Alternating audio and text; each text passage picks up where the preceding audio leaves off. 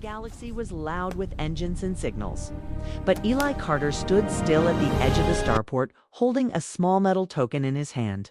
It was old, scratched, and warm to the touch. Even though it should not be, Eli was only human. A simple ship mechanic from Earth, and no one around him believed he mattered. In the outer systems, humans were seen as weak, short-lived, and unimportant, but Eli was waiting for someone who had changed his life.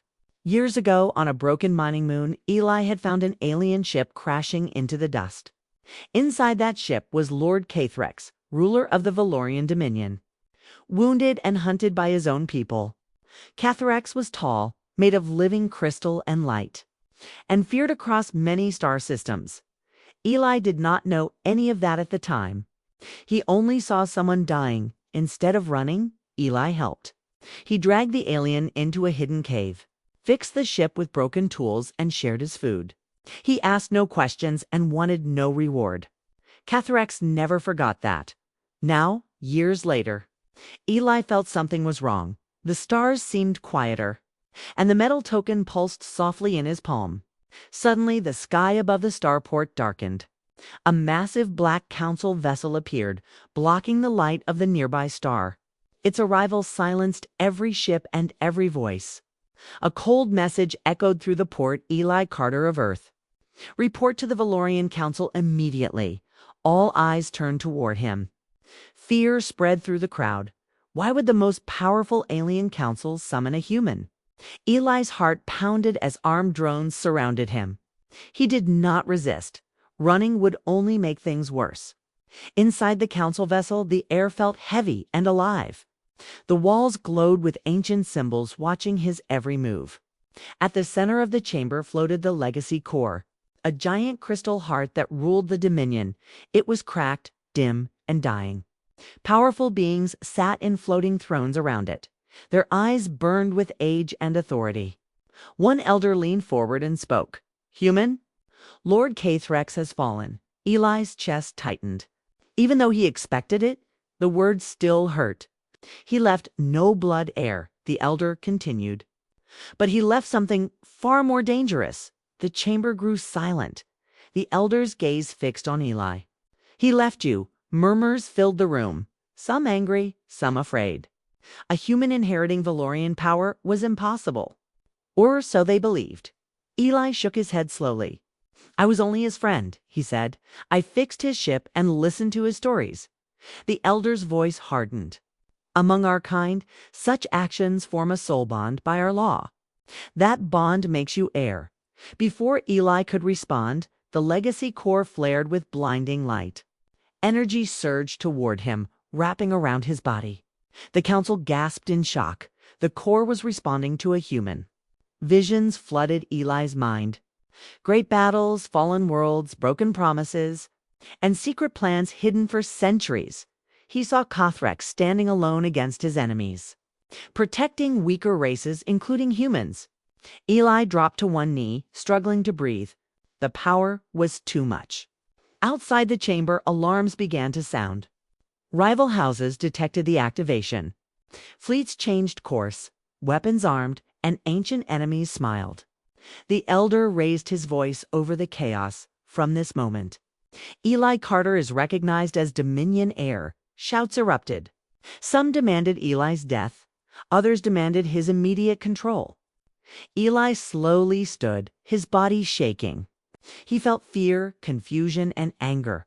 But beneath it all, something stronger awakened: resolve. He remembered Cathrex's words from long ago, spoken while watching stars drift past a broken moon. "True power protects, not rules."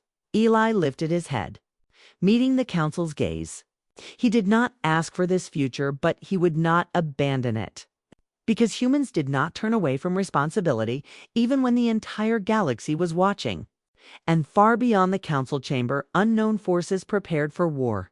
Because a human heir was not just unexpected, he was a threat to the old order.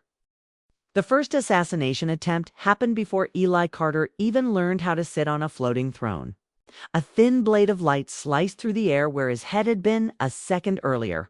The council chamber erupted in alarms and shouts. Guards moved fast, Shields rose, and ancient walls glowed with defense runes. Eli stumbled back, heart racing. Just hours ago, he was a mechanic. Now someone wanted him dead. The attacker never showed their face, only a shadow slipping through a tear in space. A professional sent by someone powerful, the elder counselor struck the floor with his staff. "Seal the chamber," he commanded. The doors closed, but fear remained. Eli realized the truth in that moment. Being heir did not mean safety. It meant a target. They moved Eli to a protected sector of the vessel. Ancient machines scanned his body, his mind, and his strange human biology. The results confused everyone. He should not survive the legacy core, one scientist whispered. But he did. Eli sat alone in a quiet room, walls glowing softly. The power inside him felt heavy, like a storm waiting to break. He did not understand it, but he could feel it listening. A memory surfaced, not his own. Kythrax standing before the council long ago, warning them, one day, the old ways will fail and salvation will come from outside our blood. Eli closed his eyes. So this was the reason. Meanwhile, across the galaxy, the news spread like fire.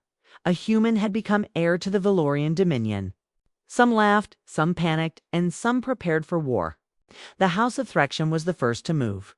They controlled half the Dominion fleet and believed power belonged only to the strong. To them, a human heir was an insult.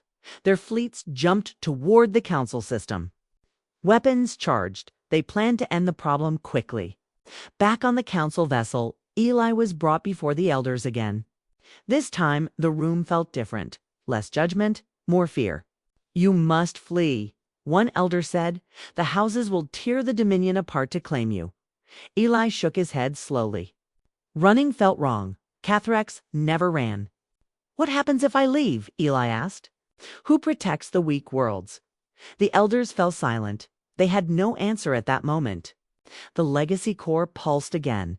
Images filled the chamber. Maps, supply lines, hidden fleets, and forgotten alliances. Eli stepped forward. The power responded to his calm, not his fear. "I will not rule like you," he said, voice steady. "I will not threaten or conquer." The elders watched closely. "You are human," one said. "You do not understand Dominion politics." Eli met their gaze. "That is why I can change them." The first battle came sooner than expected. House Threxion ships dropped from hyperspace near a civilian world. They believed Eli would hide behind the council. They were wrong. Using knowledge unlocked by the legacy core and human creativity, Eli made a bold choice. He opened old defense networks thought to be dead. He rerouted energy, not to weapons, but to shields. When Threxion fired, their attacks failed. The civilian world survived. And the galaxy noticed. Eli broadcast a message, his human face filling alien screens everywhere. "I am not your enemy," he said, "but I will stand in your way if you harm the innocent." The message spread faster than fear. Some worlds offered support. Others hesitated inside Eli. Something changed. The power no longer felt like a burden.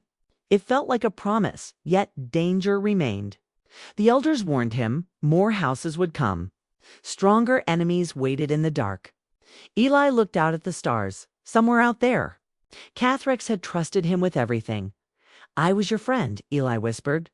"I will be your heir." And across the galaxy, ancient powers began to fall, not because of force, but because a human chose to protect instead of rule. The war for the Dominion had begun, and humanity stood at its center.